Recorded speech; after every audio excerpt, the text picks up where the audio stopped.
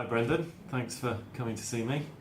And hello everyone, I'm Martin Skinner, CEO of Inspired Asset Management and Inspired Homes.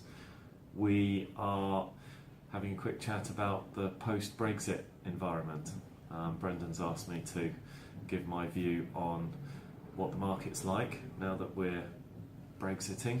I wasn't a supporter of Brexit, by the way. I thought we should remain, but it is what it is, and we've all got to get on with our business. I guess the three main areas that are significant for me, areas of concern and potential interest, are funding, unit sales and acquisitions. The funding side has been mixed, I would say.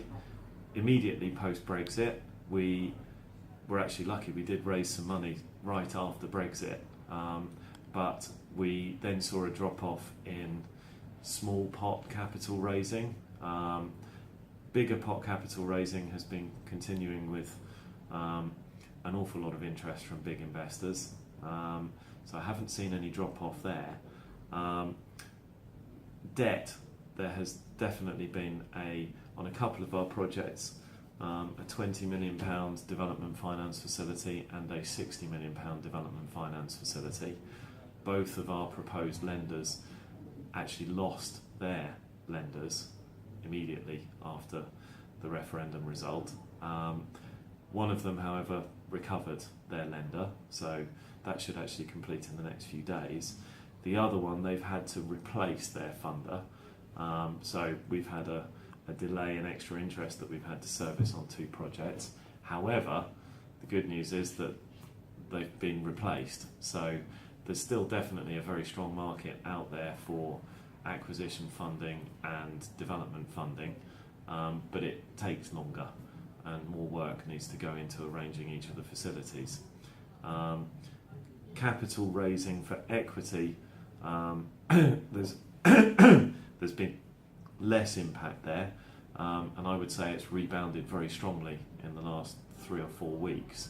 So if anything, we've had more demand from equity investors after the initial drop post-Brexit. So capital raising, I think partly as a result of the lack of return from other areas relative to the positive returns that are expected in residential in particular, in property.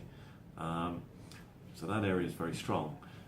And unit sales has been equally interesting in that we did have a drop-off. We'd been selling so many units before the referendum. I think we were selling typically about 40 apartments a month. Post-stamp duty, post-Brexit, we dropped significantly down to, we sold 5 apartments in 5 weeks. So that was quite a big drop. However, after that 5-week period, we jumped back up to 9 apartments a week, 5 and 6. I'm not sure what the most recent weeks have been, but it's been extremely busy. Other house builders actually have been reporting that outside prime central London, which we don't do either, demand's been very strong, and in some cases outstripping last year's sales at the same period of the year. So I'm very confident on unit sales. We haven't dropped prices at all. We're actually looking to push prices up in a number of our schemes. So they're the funding side and the unit sales side.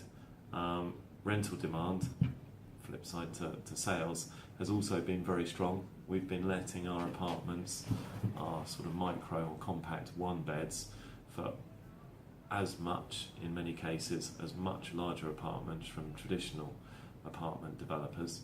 And we're in the seasonal upswing now, so there's a huge amount of tenant demand coming through. Unit sales typically picks up quite dramatically in the autumn, so it'll be interesting to see how that goes in the usual selling season, because you've got to bear in mind it has been summer. Generally people are bobbing around in the Mediterranean at this time, so not a lot happens in the property market in the summer. The other side of things is the sort of third aspect is site acquisitions. and commercial property prices or values have definitely been hit to a sort of 10-15% extent, I would say. We haven't seen a lot of really motivated sellers. Some of the listed property funds have sold some stock. Unfortunately, demand has been very strong for it, so we haven't been able to pick up any of those sites just as yet. But I think a bit more reality has come into that market in pricing.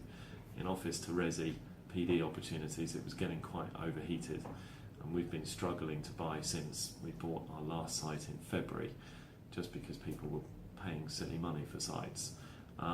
So we're very hopeful that we'll be able to pick up some good deals again now. A bit of the steam's been taken out of the market. So I think, although I didn't support Brexit, I would have rathered we remained.